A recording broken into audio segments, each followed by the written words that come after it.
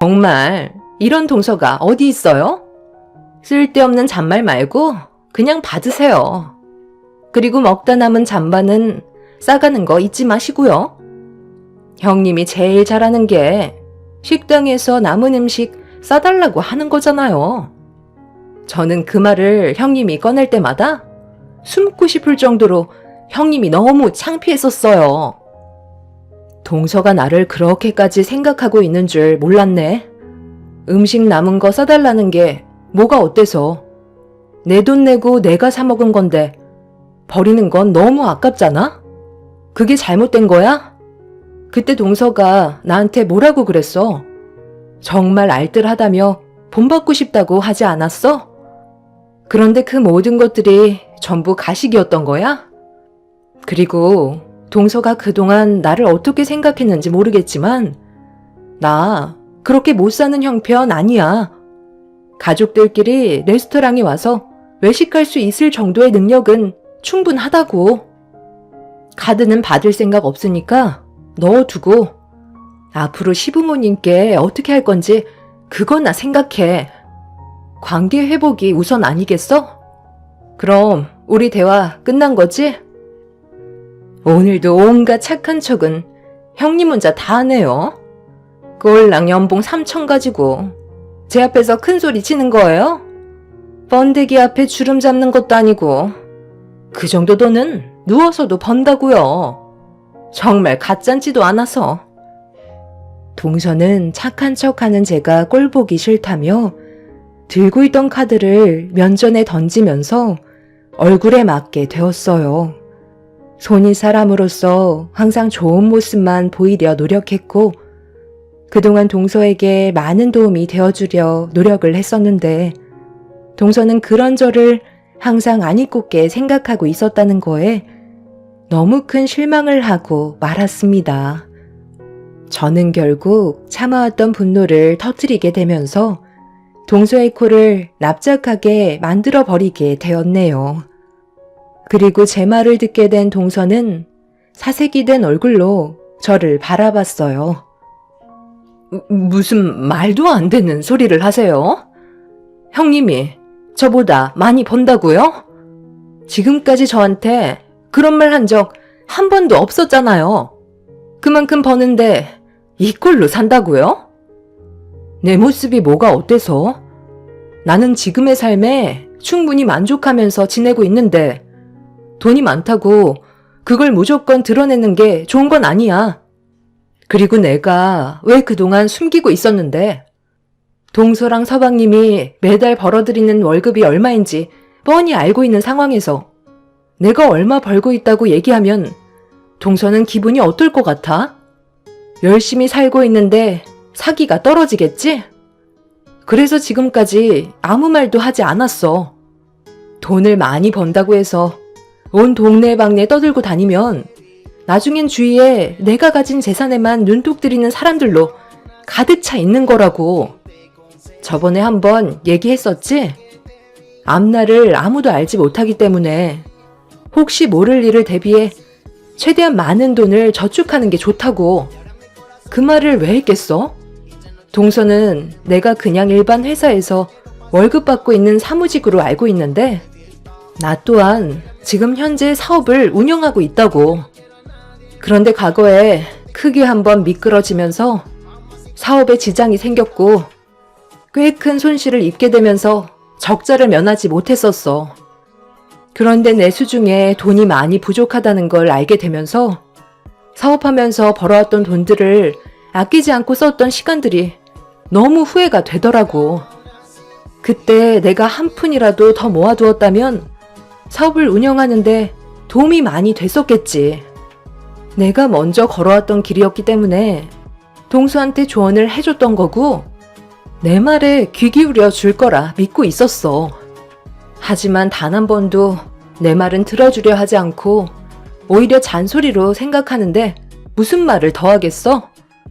동서가 지금 버는 돈이 많다고 생각하는데 절대 많은 돈이 아니고 그 돈은 동서 옆에 평생 머물러 있지 않아. 언젠가 잘못될 수도 있는 거고 그때 돼선 지금 이런 사치들이 후회로 돌아오게 될 거라고. 나는 오늘 이 시간 이후로 동수한테 어떠한 일이 찾아와 도움이 필요하게 된다 해도 절대로 도움 주는 일은 없을 거니까 그 잘난 맛에 사는 인생 멋지게 한번 살아봐. 자기보다 돈을 많이 벌고 있다는 걸 믿지 않는 동서한테 지갑에서 그달의 정산 급여 명세서를 보여주며 동서의 얼굴에 던져 버렸네요.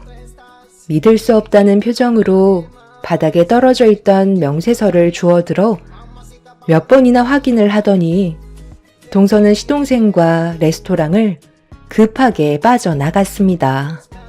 그 장면을 보게 된 남편이 어떻게 된 거냐고 물어보길래 저와 동서가 주고받았던 대화에 대해 알려주게 되었네요.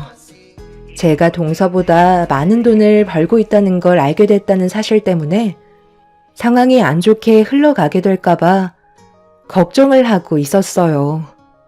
그동안 동서 내외에게 숨기며 살아왔었기 때문에 자신들한테 거짓된 행동을 보였다는 거에 기분이 나빴을 거라는 남편의 말이 걱정이 되긴 했었죠. 저는 꽤 오래전부터 카페 사업을 운영하고 있었는데요. 동서내외한테 비밀을 유지했던 건 저희와 동서내외가 계속 비교가 될까봐 조심스러웠던 것뿐이고 알려봤자 좋을 거 없을 것 같아 그동안 카페를 운영한다는 걸 알리지 않았습니다. 관광 명소 근처에 카페가 입점돼 있어서 평일 주말 할 것 없이 꽤 많은 손님들이 찾아주시는데 연 1억 정도의 순수익을 올리고 있는 상황이었죠. 그날 이후 동서내외는 저희들 앞에 나타나지 않았고 시댁에도 오지 않고 있었어요. 전화를 할까도 했었지만 괜히 서로 상처되는 말들을 주고받게 될까봐 조심스러운 부분들이 있었습니다.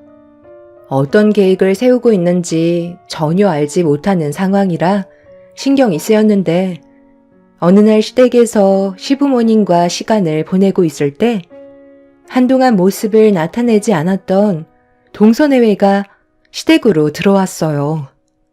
연락 한 통 없이 오게 된 상황이라 시부모님도 그렇고 저희도 많이 당황스러웠는데 둘 다 얼굴이 반쪽이 되어 있는 상태였네요. 너희들 2번 다시 오지 않을 것처럼 하고 나가더니만 갑자기 찾아온 이유가 뭐니? 안색은 왜 이렇게 안 좋은 거야? 무슨 일이라도 생긴 거야? 어머님, 저 앞으로 어떻게 살아가면 좋을지 도저히 모르겠어요. 그동안 앞만 보며 열심히 살아온 것밖엔 없었는데 저희 사업이 망하게 생겼다고요. 아니, 그게 무슨 말이냐? 사업이 망하게 생겼다니? 여태까지 잘 되고 있었잖아. 언제부터였는데? 일이라는 건 안 풀릴 때도 있겠지만 크게 문제만 없다면 다시 제자리로 돌아올 수 있는 거 아니니? 너희들이 경험이 적어서 지금 많이 당황스러워하고 있는 것 같은데 이럴 때일수록 침착하게 해결해야지. 이게 다 형님 때문이에요.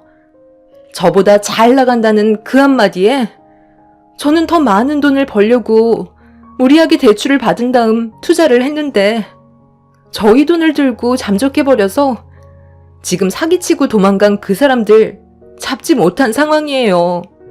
엎친 데 덮친 격이라고 사업에까지 지장이 생기게 되면서 직원들 월급에까지 구멍이 나게 되자 하나둘 떠나버리면서 지금은 사업 운영이 중지가 되어 버렸어요. 형님이 저한테 급여 명세서만 보여주지 않았다면 이렇게까지 안 좋은 상황은 오지 않았을 거라고요. 형님을 뛰어넘으려다가 이 사달이 난 거잖아요. 그러니 책임지세요. 저희가 받은 피해에 대해 전부 보상을 해주셔야 되겠어요. 뭐라고? 동서가 잘못된 판단으로 저지른 일들인데 그걸 왜 내 탓으로 돌려? 동서가 결정해서 움직인 거고 나한테 단 한 번이라도 상의한 적 있었어? 사업 확장을 위해 투자를 결정했다면 나한테 한 번이라도 물어볼 수 있는 거 아니었어? 동서는 내가 벌어들이는 돈에 눈이 멀어 앞뒤 안 가리고 행동해서 얻은 결과를 나한테 뒤집어 씌우려는 거야? 너무 어이가 없어서 지금 무슨 말을 해야 할지도 모르겠다. 어머님, 저희 먼저 들어가 볼게요. 동서 얼굴 보고 싶지 않네요. 형님, 정말 죄송해요. 제가 그동안 잘못된 길을 걸어온 것 같아요. 아시잖아요. 저 힘들게 이 자리까지 올라왔어요. 그런데 여기에서 무너져 버린다면 제가 가진 모든 것들을 포기해야 되는 건데 다시 예전으로 돌아가고 싶지 않다고요. 한 번만 도와주세요. 형님은 저를 충분히 도와주실 수 있는 능력이 되시잖아요. 제가 가진 외제차 명품들 전부 다 포기할 수 없어요. 큰 집에서 살다가 다시 작은 집으로 돌아갈 수 없는 것처럼 지금의 삶을 잃게 된다면 저는 더 이상 살아갈 수 없게 되는 거라고요. 그러니 도와주세요. 제가 이렇게 무릎 꿇을게요. 지금 저한테는 자존심이고 뭐고 아무것도 남아있지 않아요. 돈이 없다면 저는 없는 거라고요. 형님이 도와주지 않는다면 제 인생은 여기서 끝이에요. 앞으로 제가 잘할 테니까 딱 한 번만 기회를 주세요. 그렇게 해주실 거죠? 동서는 과거의 삶으로 다시 돌아가고 싶지 않다며 저에게 손을 벌렸지만 옆에서 지켜보던 남편이 강하게 거부 의사를 밝혔어요. 시부모님한테도 그렇고 저희 부부한테 했던 행동들이 너무 큰 상처로 다가왔었기 때문에 그렇게 동서의 부탁을 들어주는데 많은 갈등을 하던 그때 시부께서 저에게 도와주지 말라며 한숨 돌리는 상황이 생겼을 때 또다시 가족을 무시하는 그런 모습이 나타나게 될 거라며 강하게 거부를 하셨습니다. 시모도 시부의 말을 따르는 게 좋을 것 같다면서 괜히 우리한테까지 지장이 생길까봐 동서내외를 도와주지 않는 게 좋을 것 같다는 의견을 내세우셨어요. 가족 모두가 한마음 한뜻이 되어버리자 눈물을 흘리던 동서가 표정이 확 바뀌었네요. 내가 뭘 얼마나 잘못했다고 도와주지 않겠다는 건데요? 가족이면 실수도 눈 감아줄 수 있는 거 아니에요? 돈 자랑 좀 하고 버는 만큼 쓴 게 그렇게 잘못된 거예요? 누가 이런 일이 올 줄 알았겠어요? 저도 미리 알았더라면 무리하게 대출까지 받으면서 사치 부리지 않았겠죠. 지금 사업이 무너지면 저희는 빚에 허덕이는 삶을 또다시 살아야 하기 때문에 구질구질한 인생으로 다시 돌아가고 싶지 않다고요. 그러니 당장 5억만 좀 땡겨주세요. 지금만 잘 넘어가면 그때 돌려드리면 되는 거 아니에요? 동서, 5억이 누구 집 개 이름이야? 그러게 내가 뭐라고 그랬어. 사업을 하다 보면 돌발 상황이 많이 생기기 때문에 항상 여유 자금을 비축해 놔야 한다고 했잖아. 그런데 동서는 내 말을 무시했고 땡전 한 푼 남겨두지 않은 채 서방님이랑 벌어들이는 돈을 전부 흥청망청 썼기 때문에 문제가 생겼을 때 대응을 하지 못한 거야. 나도 동서한테 받았던 상처들이 너무 크기도 했지만 돈 좀 벌었다고 해서 남들 무시하고 낮잡아 말하는 그런 안 좋은 모습을 봤기 때문에 동서를 도와주는 건 힘들 것 같아. 서방님도 똑같아요. 옆에서 문제가 있다는 걸 알면서도 눈 감아주고 오히려 편을 들어줬잖아요. 가족 모두가 동서의 행동에 대해 지적을 했는데 서방님은 잘하고 있다면서 안 좋은 방향으로 계속 끌고 갔으니 그에 따른 결과를 받아들여야 된다고 판단되네요. 그리고 지금의 상황에선 운영하던 사업을 정리하고 하루빨리 일자리를 구해 산처럼 쌓여있는 빚을 갚는 게 우선일 것 같아. 사업 운영하는데 계속 적자만 생긴다며. 경찰에 신고했으니 투자금을 가지고 잠적해버린 그 사람은 금방 붙잡히겠지. 끝내 도와주지 않겠다는 말을 하는 거네요. 그래요. 무슨 말인지 충분히 알아들었어요. 돈 받을 곳이 여기밖에 없는 줄 알아요? 저는 더 이상 당신들을 가족이라고 생각하지 않을 거고 2번 다시 찾아올 일도 없을 것 같네요. 이렇게 인연을 끊게 될지 몰랐는데 저를 내친 거에 대해 꼭 후회하게 만들 거예요. 동서는 도와주지 않는다고 시댁에서 한바탕 난리를 친 뒤 집으로 돌아갔습니다. 끝까지 자기가 뭘 잘못했는지 알지 못하는 동서가 하루빨리 정신 차리길 바랄 뿐입니다. 시간이 지나면 저희가 동서를 얼마나 걱정하고 있었는지 알게 될까요? 그날 이후 동서가 운영하던 사업은 무너지게 되었고 지금 현재 그동안 사치 부리며 즐기면서 쌓여왔던 대출빚을 갚고 있는 중이라고 하네요. 잘 나갈 때 초심을 잃지 말라고 하잖아요. 동서는 자기가 운영했던 사업이 평생 잘 될 거라 생각했겠지만 결국 모든 걸 잃게 되었고 오히려 없이 살았을 때보다 더 많은 빚에 쪼들려 허덕이며 살아가고 있네요. 시부모님께서는 한두 번 도와주면 한도 끝도 없다며 자신들이 알아서 하게 절대 도와주지 말라고 못을 박으셨어요. 남편도 시동생 행동에 대해 질려 버렸는지 도와줄 필요 없다면서 확실하게 선을 그은 상태입니다. 아무리 돈이 많다 해도 남들 앞에서 자랑하며 오만한 행동을 하는 건 잘못됐다고 생각해요.